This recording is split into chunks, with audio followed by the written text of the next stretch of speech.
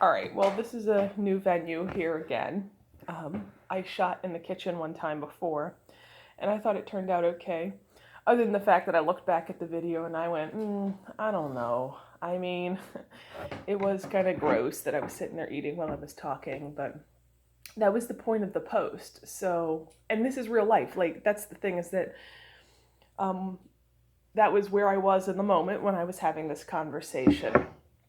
And it also drew attention to the fact that this is what I look like when I'm talking, when I'm eating. So I'm being more aware of, like, my manners when I'm in the teacher's lounge talking, you know.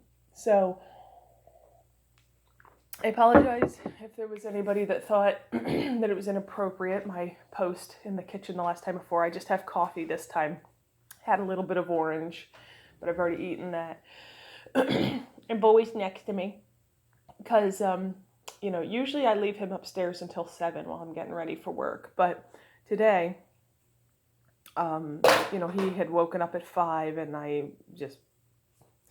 know it's not safe to do it, but I've rearranged my bed to where if he wanted to lay with me for an hour or something like that, it shouldn't be a big deal. He's almost 8 months old, and I know that's still in the risk zone, but I'll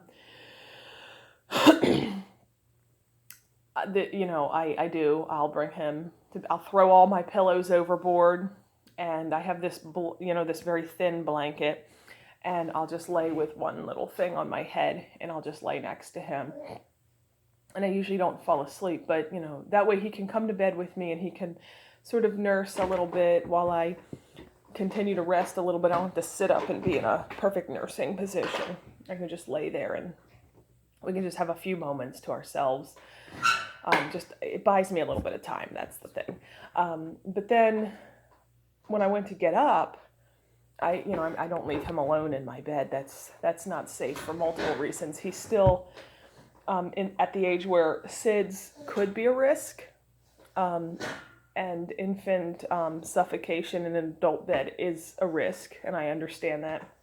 But also he crawls around now, so he could fall if he got to the end of the bed and I wasn't there. So of course I would not leave him alone in my bed awake. Or really asleep either. So I brought him downstairs to the kitchen with me. And he's over here doing whatever he wants. He's done dropped all the toys off his walker. They're everywhere. He has trashed the kitchen. He's run the dog bowl up the wall so that he can try to reach it. It's making the loudest noise on the face of this earth. He's just doing his thing. He's happy. And I look at him sometimes, and this is an interesting comment to make. I look at him and I'm just so impressed that he exists. And I thought that was kind of a nice juxtaposition to my last two posts where I kind of talk about how he doesn't have to impress me. I don't want people to think that means I don't love him or that I'm not in awe of him just for being him, for existing, because that is totally the truth, is that I'm so happy to have him in my life. And I don't know if it's because I waited a while or because I didn't get pregnant spontaneously.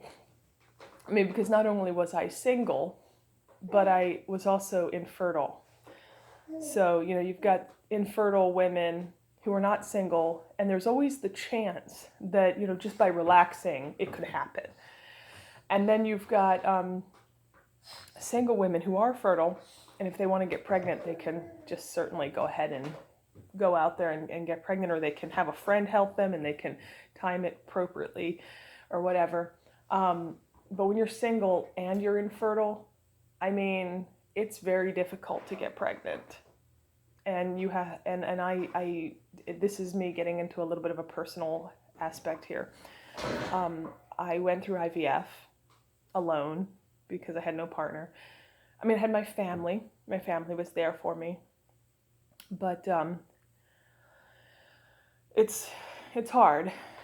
It's hard. I'm at peace with the fact that I'm single because I just have never in my whole life had any interest in having a relationship with men or women. I'm really happy being single. I don't really miss for anything. But being told that it was unlikely I was going to conceive, and, even with a doctor's help was hard. And so when that strip turned pink, I was really happy. I almost didn't want to believe it. When did I know for sure that it was going to work out for me? I guess when they held the baby over the screen after my cesarean, and you know, I was waiting to see his face, and until to the day I die, I'll remember his face. And that sounds beautiful, but I always tell the joke that everybody thinks they're gonna look at their baby and they're gonna be like, oh, I looked at my baby and he looked at me and we both looked mortified, because it was a planned cesarean section due to some health problems that I had with my reproductive system. And so I looked at him and I was scared out of my mind, and he looked at me and he had no idea what hit him. Just 2 seconds earlier, he was warm and comfortable, and then somebody just reached in and it was bright, and it was cold, and it was loud. I have no idea how painful that must have been for him, but it wasn't this little, that you see on the internet or in pictures of babies who have just been born. It was,